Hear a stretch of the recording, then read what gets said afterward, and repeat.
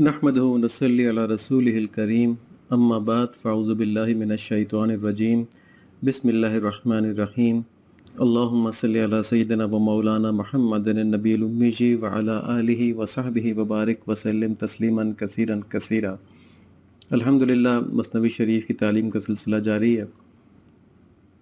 हम जो मज़ामीन देख रहे हैं उनका ख़ुलासा ये है कि अल्लाह ताला हर वक्त हर लम्हा कायनात के अंदर अपनी सिफ़ात के ज़रिए से ज़ाहिर हैं, और अगर किसी ने अल्लाह ताला की मार्फत हासिल करनी हो तो कायनात में जब वो ईमान के साथ गौर करता है तो उसको अल्लाह ताला की अज़मत की, उनकी कुदरतों की, उनकी हिकमतों की मार्फत मिलती है, जिससे उसके दिल में अल्लाह ताला की अज़मत पैदा होती है और अल्लाह ताला की महब्बत पैदा होती है और उसके ईमान को तक़वियत मिलती है। एक और बात हमने ख़ास ये देखी थी कि कुफ़ार ने कायनात के अंदर बड़ी बड़ी रिसर्चेस की, लेकिन इसके बावजूद वो अल्लाह ताला की अज़मत की बात नहीं कर सके। और ऐसे ही बहुत से मुसलमान साइंसदान हैं जिन्होंने कि कायनात में, इंसान के अंदर, अपने आसपास, ज़मीन में, आसमान में बहुत सी रिसर्चेस को देखा और ख़ुद भी किया और दूसरों की रिसर्चेस रिप्रोड्यूस भी की, लेकिन उन्होंने भी अल्लाह ताला की अज़मत का एतराफ़ अपने मज़ामीन के अंदर, अपनी राइटिंग्स के अंदर नहीं किया, बल्कि सेकुलर अंदाज में कायनात की इन खूबसूरतियों को, इन अज़मतों को बयान करते चले गए। इसकी क्या वजह थी? इसकी वजह हमने ये देखी थी कि कुरान शरीफ ये बताता है कि कायनात में गौर करने से सिर्फ़ अक्लमंद लोगों को अल्लाह ताला की मार्फत मिलती है, और अक्लमंद लोगों की निशानियाँ कुरान शरीफ ने ये बताई कि एक तो वो हर हाल में अल्लाह ताला का ज़िक्र कर रहे होते हैं, और दूसरा वो कायनात में एक बामक़सद गौर कर रहे होते हैं, जिससे उनके ऊपर अल्लाह ताला की अज़मत खुलती है और अपनी हकीकत खुलती है, और वो इस बात को जान लेते हैं कि हमने एक दिन अल्लाह ताला के सामने हाज़िर होना है। ये पूरी कायनात अल्लाह ताला ने खेल कूद में नहीं बनाई है, बल्कि हमारा हिसाब किताब होगा, और फिर वो उस पर दुआ करते हैं कि या अल्लाह हमें दोज़ख के अज़ाब से बचा लीजिए और हमको माफ़ फरमा दीजिए। ये सारी तफ़सीलात कुरान शरीफ की आयत की रोशनी में पिछले लेक्चर में गुजर चुकी हैं। आगे इसी बात को बढ़ाते हुए मौलाना फरमाते हैं, आंजवा दे के जमा दे राबिदात, ई खबर हावी अमानत वी सदात। अल्लाह करीम वो अजीम सखी हैं जिन्होंने जमादात यानी ज़मीन को सब्ज़ा उगाने के पैगाम भेजे, बीजों की अमानत दी और अमानत की अदायगी में सच्चाई दी। यहाँ पे एक शायराना अंदाज के अंदर मौलाना रहमतुल्लाह अलैह बता रहे हैं कि ज़मीन जो है ये बज़ाहिर एक बेजान चीज़ है, इसका कोई शऊर नहीं है, लेकिन ये किसी ज़ी शऊर की तरह अल्लाह ताला के हुक्म का इंतज़ार कर रही होती है। चुनांचे फरमाया कि अल्लाह करीम ऐसे जव्वाद हैं, ऐसे अता करने वाले हैं, ऐसे जोदो करम करने वाले हैं कि एक नॉन लिविंग थिंग को, यानी ज़मीन को, फल फूल और फसलें उगाने के पैगाम भेजते हैं। ऐसे उलूम इसको दिए हैं कि वो मौसम का लिहाज रखती है और बीज को पौधे में बदलने की इस्तेदाद भी दिखाती है। उसके अंदर ये सलाहियत भी है कि वो बीज को पौधे से बदल दे और मौसम के लिहाज से वो फसल उगाती है या फिर ख़ज़ान लेके आती है। और उसको ऐसी अमानतदारी दी है कि जो बीज उसमें डाला जाता है वैसी ही फसल उगाती है, कोई ख़यानत नहीं करती। जिस चीज़ का बीज है वही चीज़ निकालेगी, आला बीज है तो आला फसल निकालेगी, अदना बीज है तो अदना फसल निकालेगी। और इन चीज़ों के साथ साथ ज़मीन को जो उसको इल्म दिया गया है, जो सलाहियत दी गई, उस पर अमल और अमानतदारी निभाने में सच्चाई भी अता की है। तो इस शेर के अंदर अल्लाह ताला की इस तरफ से ज़मीन को पैगाम आना, इल्म और अमानत उसके सुपुर्द होना, और फिर ज़मीन का उस अमानत को सच्चाई के साथ अदा कर देना, ये ख़ास तरतीब से बयान किया गया है। और इन सारी चीज़ों के लिए हम देखते हैं कि एक शऊर चाहिए, एक सलाहियत चाहिए, और इससे ये बात भी ज़ाहिर होती है कि ज़मीन एक बेजान जिस्म होने के बावजूद अल्लाह ताला का हुक्म सुनने, समझने और उस पर अमल करने की ऐसी सलाहियत रखती है जैसी कि कोई बाशऊर या ज़ी हिस्स मखलूक रखती है। अब हमारा अमूमन यह ख्याल होता है कि बेजान चीज़ें जो होती हैं इनमें कोई शऊर नहीं होता, ये शऊर से आ रही होती हैं। जैसे पत्थर हो गए, तो ज़मीन भी इसी तरह की चीज़ है, एक बेजान सी चीज़, और ये जानदारों की तरह काम नहीं कर सकती। लेकिन ये शेर जो है ये मैं बता रहा है कि ज़मीन जो है ये पैगाम भी रिसीव करती है और ये उन उलूम से प्रोडक्शन की तरफ जाती भी है,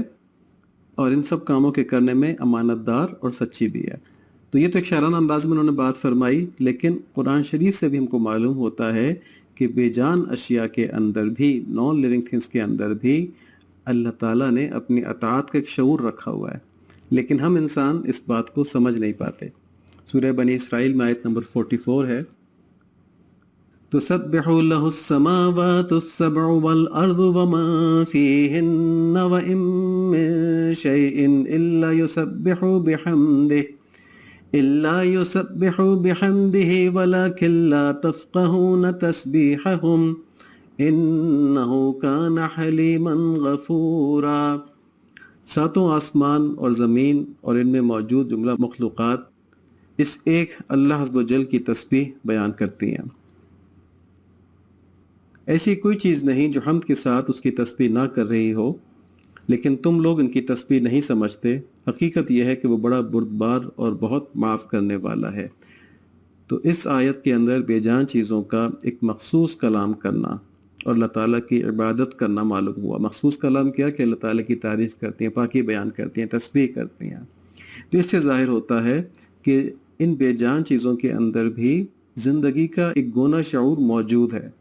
ہم انہیں بے جان کہتے ہیں، لیکن جانداروں والی کچھ صلاحیتیں ان کے اندر اللہ تعالیٰ نے دی ہوئی ہیں۔ اسی طرح قرآن شریف میں سورہ احزاب کے اندر آیت نمبر 72 ہے، اِنَّا عَرَضْنَا الْأَمَانَةَ عَلَى السَّمَاوَاتِ وَالْأَرْضِ وَالْجِبَالِ فَأَبَيْنَا أَن يَحْمِلْنَاهَا وَأَشْفَقْنَ مِنْهَا وَحَمَلَهَا الْإِنسَانُ إِنَّهُ كَانَ ظَلُومًا جَهُولًا۔ اور ہم نے یہ امانت آسمانوں اور زمین اور پہاڑوں پر پیش کی تو انہوں نے اس کے اٹھانے سے انکار کر دیا اور اس سے ڈر گئے، اور انسان نے اس کا بوجھ اٹھا لیا۔ حقیقت یہ ہے کہ وہ بڑا ظالم اور بڑا نادان ہے۔ اس آیت سے بھی ظاہر ہوتا ہے کہ بظاہر بے جان چیزیں جیسے آسمان کا نام لیا گیا، زمین اور پہاڑوں کا نام لیا گیا، ان کے اندر بھی اتنا شعور موجود تھا کہ انہوں نے اس امانت کو جو اللہ تعالیٰ نے ان کے اوپر پیش کی تھی، وہ امانت کیا تھی کہ اپنے اختیار سے گناہ اور نیکی کے بیچ میں فیصلہ کرنا کہ کیا کرنا ہے کیا نہیں کرنا نا، تو یہ امانت تھی۔ تو انہوں نے اس امانت کے اٹھانے کے ایک تو پیغام کو وصول کیا، اس کو سمجھا، اس کو ایویلیویٹ کیا، اور پھر اس کو نہ اٹھا سکنے کا فیصلہ کیا، وہ ڈر گئے۔ ٹھیک ہے، تو انہوں نے پیغام وصول بھی کیا، اس کو سمجھا بھی، اس کو ایویلیویٹ بھی کیا، اور یہ نتیجہ نکالا کہ ہم اس کو نہیں اٹھا سکتے، اس سے ڈر گئے۔ لیکن انسان اس نے اللہ تعالیٰ کی محبت میں اس امانت کو اٹھا لیا، اور جو اس کو یہاں پہ جاہل اور نادان ہونے کا کہا گیا ہے، تو اس کی ایک توجہ یہ ہے کہ اس امانت کو اس نے اٹھا تو لیا، لیکن اس عظیم امانت کی اس نے قدر نہ کی۔ اس کو اللہ تعالیٰ کے قرب کا ذریعہ بنانے کے بجائے اپنی نفس پرستی میں ضائع کر دیا اور حق تعالیٰ کے غضب کا مستحق ٹھہرا۔ تو یہ اس کی جہالت ہے، یہ اس کی نادانی ہے، ورنہ تو یہ بہت بڑی امانت ہے، یہ اختیار جو اللہ تعالیٰ نے ہم کو دیا ہے صحیح اور غلط کے بیچ میں چوز کرنے کا، ٹھیک ہے، اسی کی بنیاد پر ہم اللہ تعالیٰ کا قرب حاصل کرتے ہیں۔ تمام مخلوقات سے زیادہ اسی کی بنیاد پر انسان جنت کا وارث بنتا ہے۔ آگے ان بے جان اشیاء میں رب العالمین کے فیض سے جو زندگی موجود ہے اس کو بیان کرتے ہوئے مولانا مزید فرماتے ہیں، جماد از لطف چون جامی شود زمحریر از قہر پنہامی شود۔ وہ بے جان زمین اس کے لطف سے مثل جاندار بن جاتی ہے، سخت جاڑا اس کے قہر کے ڈر سے چھپ جاتا ہے۔ جماد گشت از فضلش لطیف کل شیء من ظریف ہو ظریف۔ اور ٹھوس زمین اس کے فضل سے لطیف ہو گئی، جو چیز خوب کی طرف سے ہو خوب ہی ہوتی ہے۔ ہم اب تک الحمدللہ مولانا کے جو شعر دیکھتے آئے ہیں ان کو ہم نے دیکھا ہے، چاہے وہ کوئی بھی بات ہو، وہ قرآن اور حدیث کے کنسیپٹس کے ساتھ ملتی ہوئی ہوتی ہے۔ وہ بیسیکلی قرآن اور حدیث کے کنسیپٹس کو ایکسپلین کر رہی ہوتی ہے، اور اس خوبصورت انداز میں کر رہی ہوتی ہے کہ اس کا شاید پہلے کسی ذہن میں تصور نہ آیا ہو۔ جیسے یہیں پر انہوں نے زمین کے بیج لینے کی مثال دی کہ وہ اس کو امانت کے طور پہ بیہیو کرتی ہے، کہ جو بیج اس کو ملتا ہے اس کے اوپر جو اللہ تعالیٰ نے اس کو علم دیا ہوا ہے کنورٹ کرنے کا پودے میں، اس کے اوپر سچائی کے ساتھ عمل بھی کرتی ہے اور حکم برداری بھی کرتی ہے کہ جس موسم میں اللہ تعالیٰ نے کنورٹ کرنے کو کہا ہے اسی موسم میں کنورٹ کرتی ہے۔ اور یہاں پہ فرمایا کہ وہ بے جان زمین جو ہے اللہ تعالیٰ کے لطف و کرم سے جاندار کی طرح بیہیو کرنا شروع کر دیتی ہے، اور جو جاڑا ہے، جاڑا سردی کو کہتے ہیں، خزاں کے موسم کو کہتے ہیں، جب اللہ تعالیٰ کا حکم آتا ہے تو وہ ڈر کے پیچھے ہٹ جاتا ہے اور بہار کو جگہ دے دیتا ہے، اور وہ ٹھوس زمین اللہ تعالیٰ کے فضل سے لطیف ہو گئی، اس نے فصل اگانا شروع کر دی۔ اور آگے فرمایا کل شیء من ظریف ہو ظریف،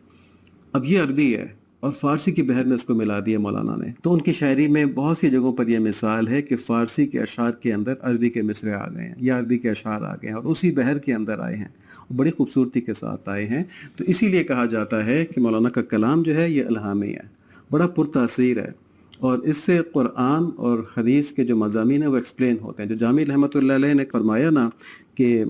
ہست قرآن در زبان پہلوی، کہ فارسی زبان میں یہ قرآن ہے، تو اس کا مطلب یہی ہے کہ یہ قرآن کی ایکسپلینیشن ہے فارسی زبان کے اندر، اور اس خوبصورت انداز کے اندر ہے کہ یہ انسان کی توجہ کو اٹریکٹ کر لیتی ہے اور دل کے اوپر اثر کرتی ہے۔